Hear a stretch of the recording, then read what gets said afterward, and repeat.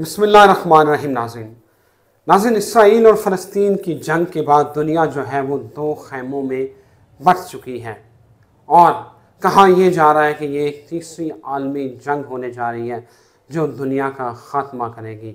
ज़हूर इमाम महदी अलैहिस्सलाम जो है वो होने वाला है और इसके साथ साथ जो दज्जाल है उसकी आमद मुतवक्की है।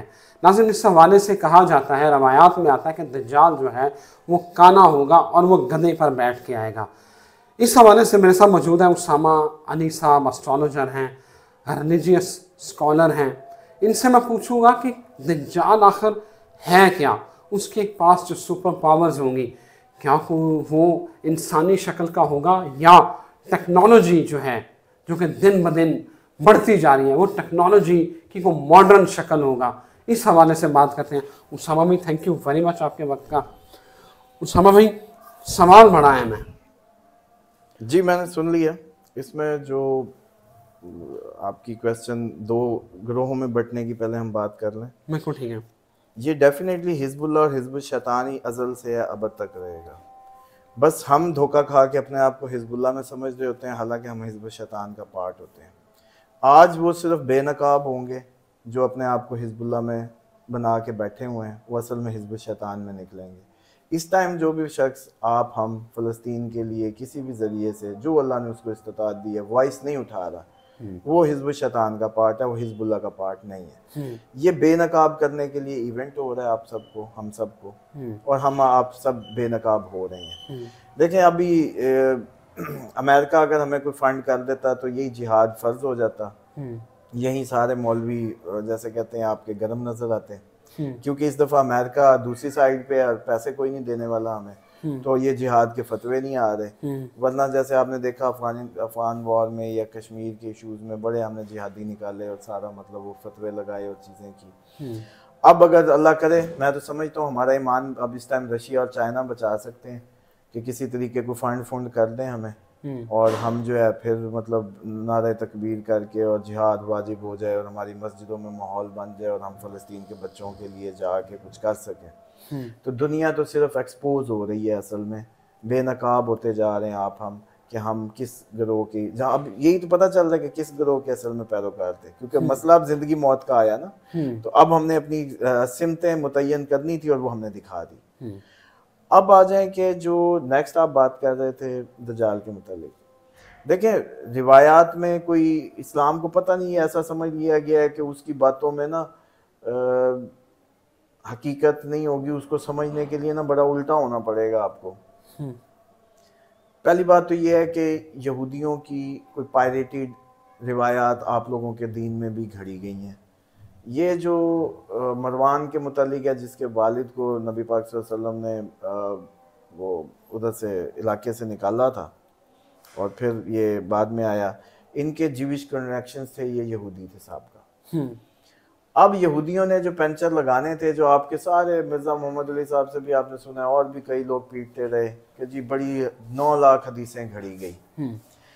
ये वो हदीसें घड़ी जाती हैं या वो सारी जो उनके जैसे कहते हैं ना कि अज़ाइम को तक़वियत दे, आप लोगों की जो उठान है उसको कमज़ोर करे। तो इसलिए सबसे पहली बात तो ये है कि जो रिवायात है ना फाइनल बैटल के मुतालिक, मेरा मानना है कि उनमें लाजमी कोई ना कोई इस तरीके के पंक्चर लगाए गए हैं ताकि आप असल को ना पहचान सकें। जैसे कि आज अगर इमाम महदी अलैहिस्सलाम की बात करें कि उनके ज़हूर की, तो आपका क्या ख्याल है, सब पहचान जाएंगे उनको? किसी के लिए उनका तो वालिद का नाम आमना अब्दुल्ला होगा, किसी तरफ वो बीबी नरजिस खातून के बेटे हैं, कहीं उनका जन्म हो चुका है, कहीं उनका जन्म जो है वो होना है। तो वो आप उस सारी उसको देखें कि ये जो दो गिरोह हो गए। अब अगर वो सामने आते हैं और आके अपना ऐलान करते हैं तो ये तो फिर बट गए। बिल्कुल सही है, समझ रहे। और आज आपको एक और भी टेक्निकल बात बता दूं कि ईसाई, आपने सुना होगा, क्रिश्चियन और मुस्लिम्स एक हो जाएंगे, ठीक है, सलीब तोड़ देंगे। तो वो एक होने के पीछे भी मैं आज आपको बता देता हूँ कि ये जो इनकी वालदा माजिदा है इमाम महदी अलैहिस्सलाम की, वो उनकी जो ब्लड लाइन है वो हज़रत ईसा अलैहिस्सलाम से है। अच्छा जी।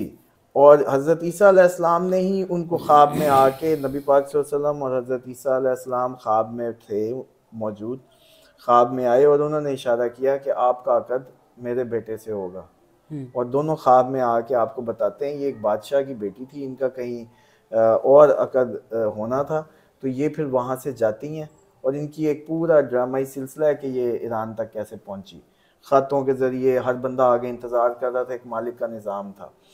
और इसी तरीके से जब इमाम महदी अलैहिस्सलाम का मतलब ज़हूर हुआ और फिर वो फ़ौरन ही, क्योंकि ग़ैबत में जाना था, तो ग़ैबत को मानने के मुतालिक भी कई दलीलें हैं, लोग अभी इसको नहीं मान रहे। उसमें सबसे बड़ी दलील तो आपकी जो असहाबे काफ हैं उनकी लंबी नींद, कि वो 700 साल सोए, हज़रत उज़ैर अलैहिस्सलाम सोए। हज़रत खिज़र का क्या काम है? सिर्फ आप लोगों को दिमागों को ये बताना है कि खुदा इस ग़ैबत पे कादिर है, इतनी लंबी ज़िंदगी पे भी कादिर है। दूसरा उसका आपके जिस्म में है कि ये आपके आईब्रोज वो नहीं बढ़ने देता, ये भी दलील महदी है। आपके जिस्म के सारे बाल बढ़ेंगे, आपके आईब्रोज के ये बाल क्यों नहीं बढ़ते?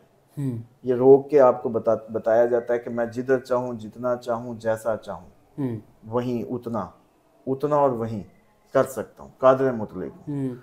इसी तरीके से कई रिवायात में ये भी है कि ये जो इमाम महदी अलैहिस्सलाम के मुतल्लिक के ये जो हज़रत, एक तो हज़रत खिज़र का वो होना, फिर हज़रत ईसा का जो आसमानों पे उठा लिया जाना है, उसके पीछे भी एक बहुत बड़ी रीज़न ये है कि उन्होंने इनकी जैसे कहते हैं दलील के तौर पे आना है कि आप पहचान सकें। तीसरा इनका रिलेशन जो है, मैंने आपको पहले ही बताया कि इमाम महदी का अलैहिस्सलाम का जो रिलेशन है, इनकी वालदा माजिदा वो हज़रत ईसा की ब्लड लाइन में से हैं और ख़ास मतलब कोई बहुत दूर के नहीं। और इसी तरीके से जो भी उनकी मामलात हैं, अब सिर्फ ये सारा सीन बताने का मकसद ये था कि आप हम ये समझ जाएं किसी तरीके, मिसाल के तौर पे मूसा भी ग़ैबत में थे। जब फ़िरौन बच्चे कत्ल कर रहा था, फ़िरौन ने बच्चे मारे, बेटा नहीं होने देता था। उसके बाद मूसा उसी के घर में पले, लेकिन वो नहीं जानता था। सही। उसके बाद वही मूसा से जब वो एक शख्स कत्ल हो गया, फिर आप इलाका छोड़ गए, जब हज़रत शुएब अलैहिस्सलाम की बेटी के साथ हुआ और आप बकरियां चराते रहे, जो ये दुआ जब आई, रब्बे इन्नी लिमा अंज़लता इलैया मिन खैरिन फ़कीर, ये रिज़्क़ के लिए बल्कि लोग रूटीन में पढ़ा भी करें, क्योंकि हज़रत मूसा उस वक्त बिल्कुल खाली थे जब ये दुआ शुरू की, रब्बे इन्नी लिमा अंज़लता इलैया मिन खैरिन फ़कीर, तो माला माल हो गए, बेगम भी मिली, माल भी मिला हज़रत शुएब अलैहिस्सलाम की नौकरी। अब बाकी जहां वो थे उनके लिए वो ग़ैबत में थे, लेकिन वो कहीं और मौजूद थे। तो ये तो इंतज़ार की रविश लोगों को, इसके लिए ना जैसे कहते हैं एक और प्रोग्राम चाहिए कि ये नूह की कश्ती भी ऐसी तैयार हुई, 7 दफ़ा वो दरख्त लगता था, 7 दफ़ा उसका फल से, उसके बीज से वो पौधा लगाया जाता था, फिर वो बड़ा होता था, फिर अल्लाह ताला का हुक्म आ जाता था एक और लगाओ। 7 दफ़ा इंतज़ार करवाया, फिर कश्ती नूह के सवार तैयार हुए, क्योंकि हर दफ़ा लोग छोड़ते जाते थे, फिल्टर हो रहे थे। इसी तरीके से जब हज़रत मूसा का आना था, तो फिर भी फ़िरौन को चलो कैसे पता था कि कोई मूसा है और वो आके मुझे वो करेगा, क्यों बच्चे मरवा रहा था? आने से पहले पता था आएगा, इंतज़ार हो रहा था। फिर मूसा के बाद ईसा का भी ऐसे इंतज़ार हो रहा था कि वो आएगा, फिर ईसा के बाद मोहम्मद का भी वैसे इंतज़ार हुआ है कि वो आएगा। यहूदी ने कैसे, राहब ने देखते ही कह दिया था ये तो तेरा बच्चा जो है यहूदी पहचान जाएंगे, ईसाई राहब ने हज़रत अबू तालिब को, जब वो शाम के, वो हमने बचपन में किताबों में पढ़ा कि सफ़र में थे, तो कैसे उसने कहा कि यहूदी इसको अपने बच्चे की तरह पहचानते हैं। क्यों? क्योंकि पता था आना है मोहम्मद ने, ये निशानियाँ होंगी। ये रविश जो है खुदा की इंतज़ार करवाने की कौमों को, ये कोई नई नहीं है, यही तरीके कुदरत है, और इसीलिए आज भी आप हम उस मोहम्मद का इंतज़ार कर रहे हैं। सिर्फ बात वही है कि जो 2 ग्रोहों की बात है, ये 2 ग्रोह फिर भी होंगे, महदी के होने के मामले में भी ये होंगे, इवन कि आपके पीछे ईसाई भी होंगे आपके साथ। अब आ जाए कि जो ये सारा मंजर अगर इसको कंक्लूड करें, तो ये जो बात से बताने का मकसद एक ये था कि एक तो आप लोग जो 2 ग्रोहों के बंटने की बात है, वो तो चलो जो हुई सो हुई। जो दज्जाल है उसके मुतालिक जो रिवायात मौजूद हैं और सही हैं, उनके मुताबिक जैसा नक्शा खींचा जा रहा है वैसा ही होगा। ये जो हमें इस सारी उसमें डाला जा रहा है ना टेक्नोलॉजी में, क्या हमारे पास ज़बान नहीं है? खुदा के पास अल्फाज नहीं है, या वो बता नहीं सकते कि आपको वो उसमें एक्सप्लेन नहीं कर सकते कि क्या होगा।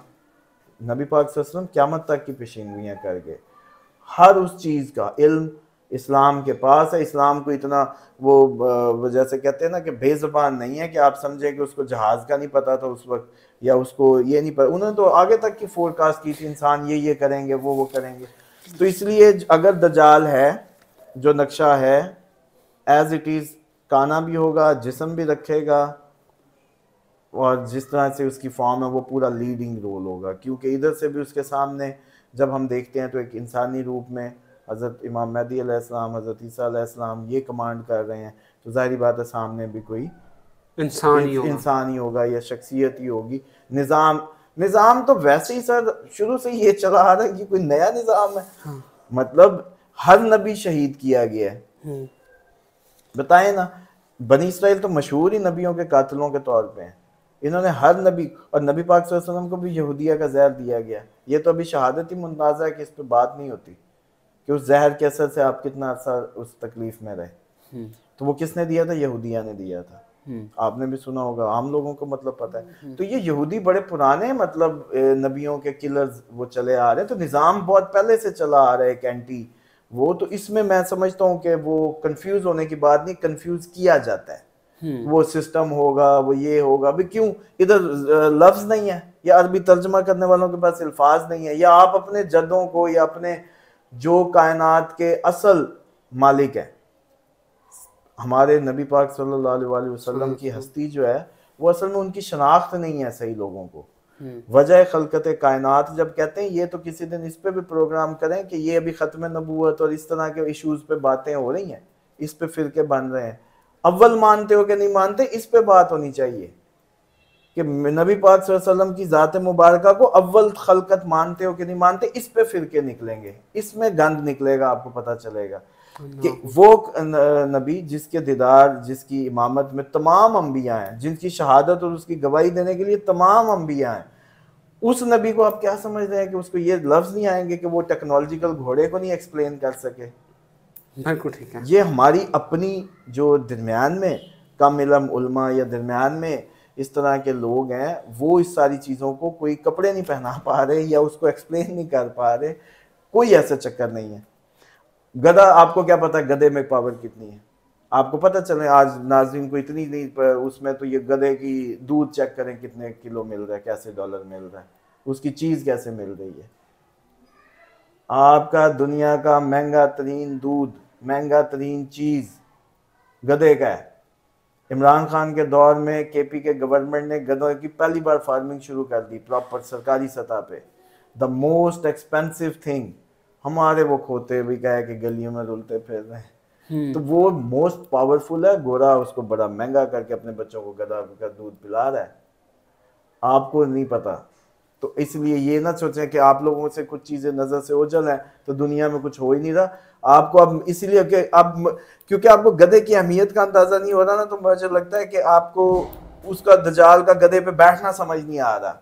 मेरा सवाल इससे जुड़ा हुआ है, इसी से सवाल यह कि वो घोड़े गधे पे बैठ के आ रहा होगा और वो सारे मामला, क्या ये जो टेक्नोलॉजी है, ये सारी हाईटेक जो एक वर्ल्ड है, ये सोसाइटी है, ये ख़त्म हो जाएगी, अपने असल की तरफ लौट जाएगी, वही पुराना ज़माना आएगा, फिर ये सारा मामला चलेंगे? नहीं, पुराने ज़माने की क्या बात है। अभी आपका ये 2-3 जो एटमी बिजली घर हैं, या आपके जो भी डैम्स हैं, या ये जो आपके ग्रिड हैं, आपको पता जब जंग होती है सबसे पहले इन्हीं पे हमला किया जाता है।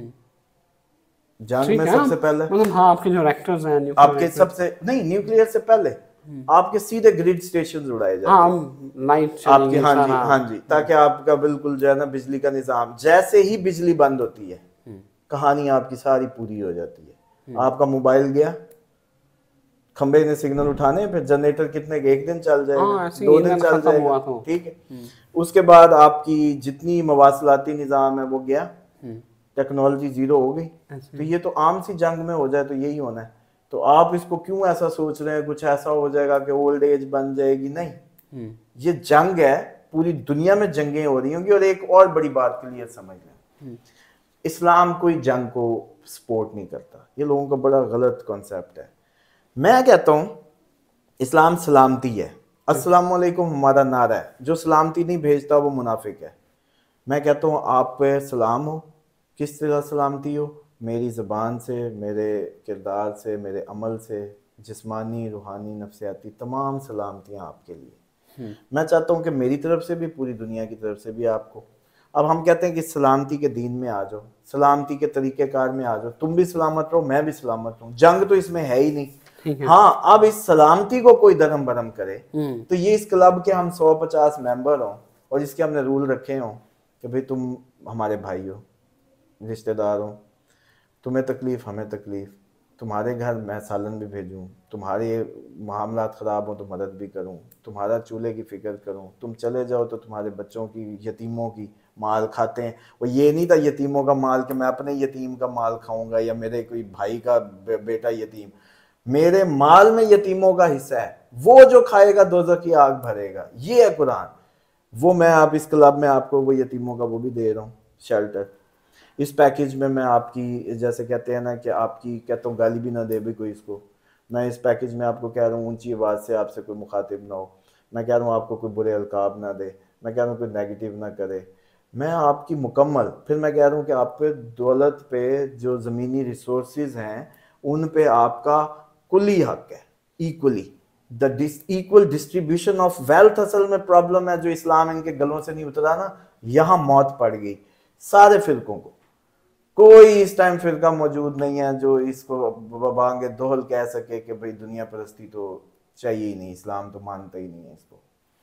अब बताएं कि इस क्लब में जब मैं इतने फीचर्स दे रहा हूँ और आप सब इस क्लब के मेंबर बन गए, तो अब अगर इसके अंदर कोई शख्स आपसे ये आपकी जिस्मानी अमान छीने, ज़हनी अमान छीने, कोई छीने, तो क्या आप इस्लाम उसको, आप लोग नहीं कहेंगे कि जी हमारी सेफ्टी का आपने क्या इंतज़ाम किया?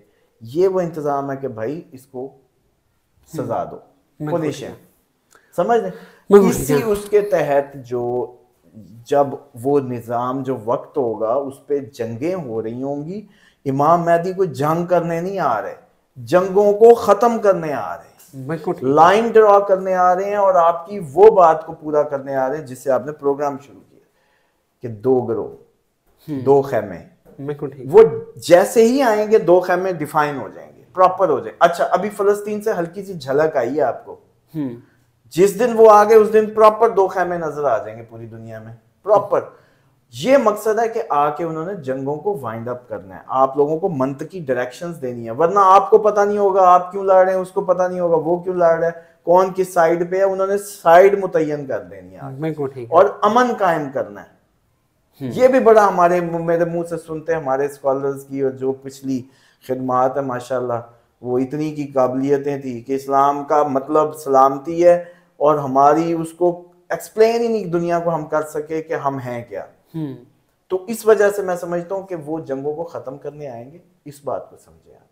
तो वो, इसका मतलब है कि वो जंगें हो रही होंगी, जंगें हो रही होंगी, तो आपको अब समझ आ गई है कि बिजली घर उड़ जाए तो आपकी टेक्नोलॉजी ज़ीरो है, तो आप वो गधे पे नहीं जहाज़ पे बैठ के आएगा। बिल्कुल ठीक है, बिल्कुल ठीक है। बहुत शुक्रिया उसामा भाई, बड़ा डिटेल से इसको एलेबोरेट किया है। किसी तरह की गुंजाइश मेरा ख्याल है अगर रह गई है तो फिर कभी किसी वीडियो में बात कर लेंगे, लेकिन ये बात दिल को लगती है कि ये दज्जाल गधे पे किस तरह बैठ के आएगा। इजाज़त दीजिए, अल्लाह हाफ़िज़।